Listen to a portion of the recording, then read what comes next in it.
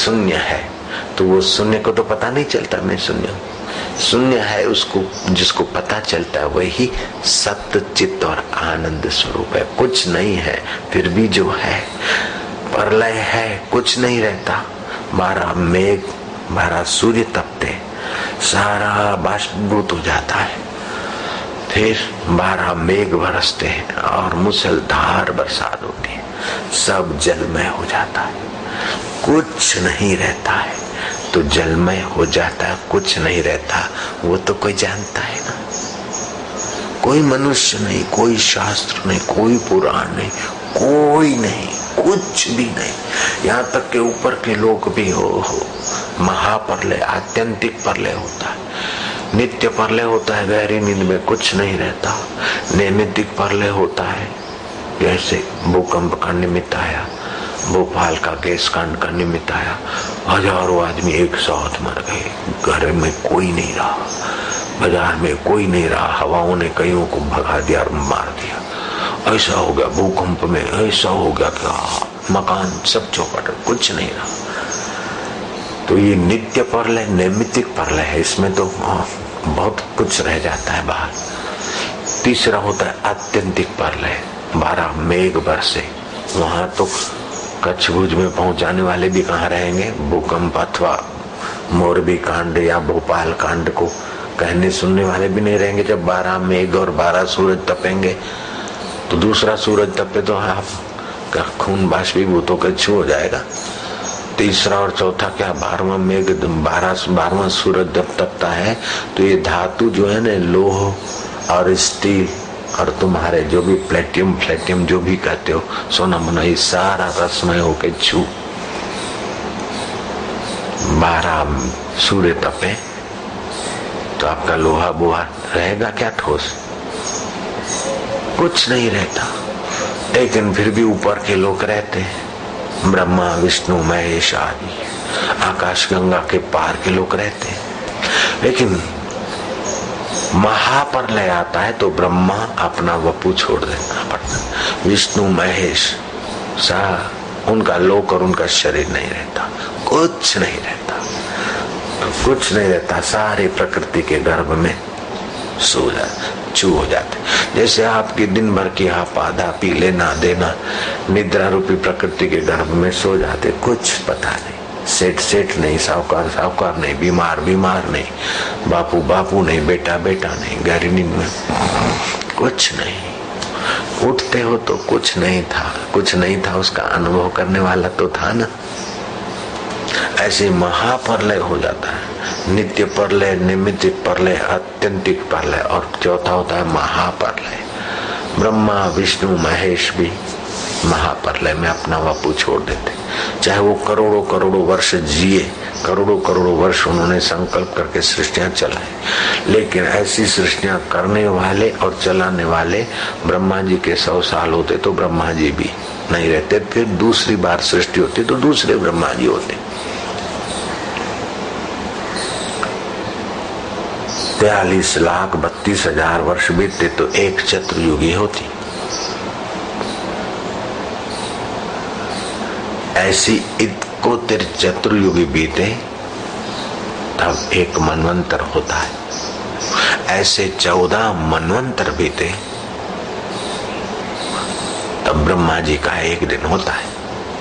अभी 7वां मनवंतर 28वीं चतुर्युगी और कलयुग का प्रथम चरण है।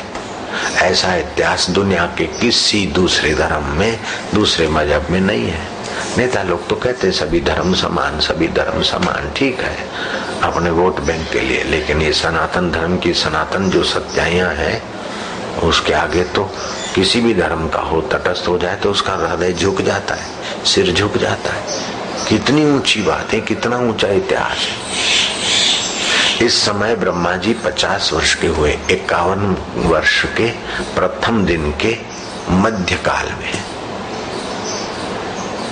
करीब मध्यकाल, क्योंकि 28वीं चतुर्युगी है, 71वीं चतुर्युगी बीतती है तब एक दिन होता है।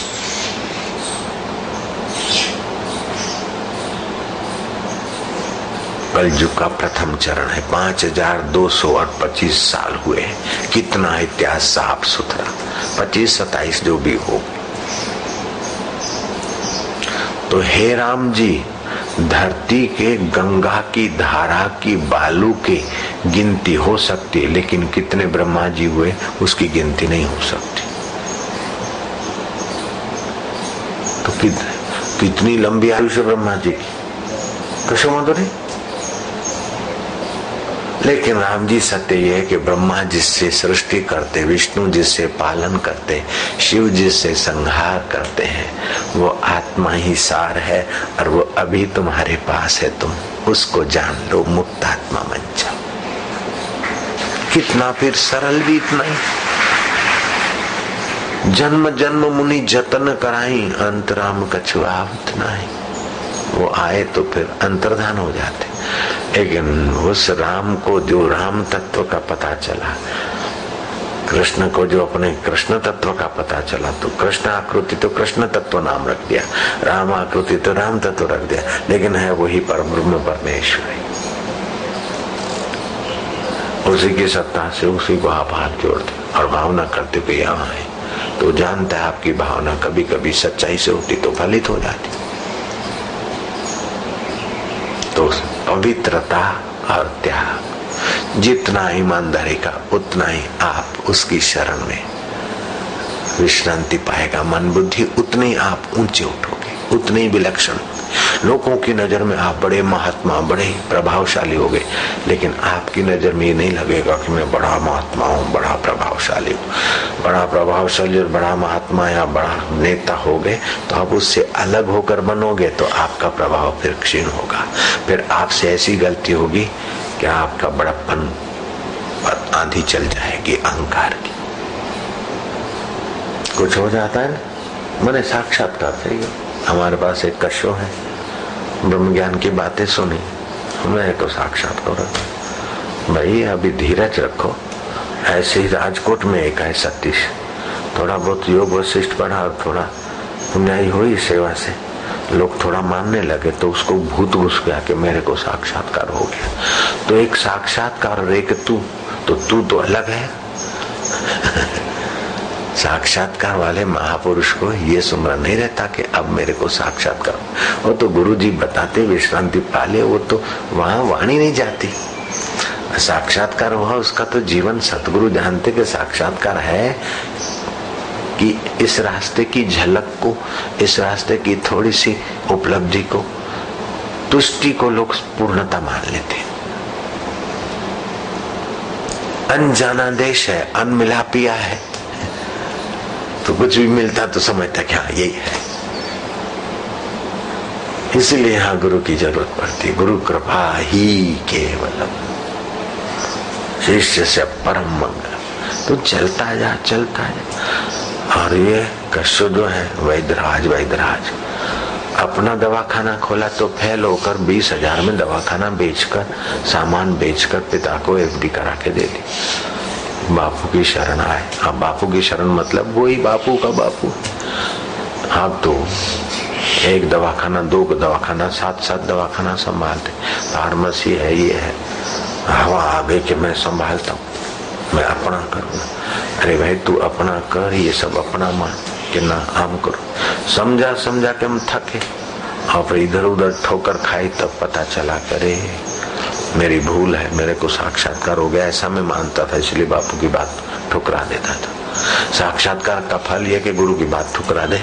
ये साक्षात्कार हुआ है कि अहंकार हुआ है।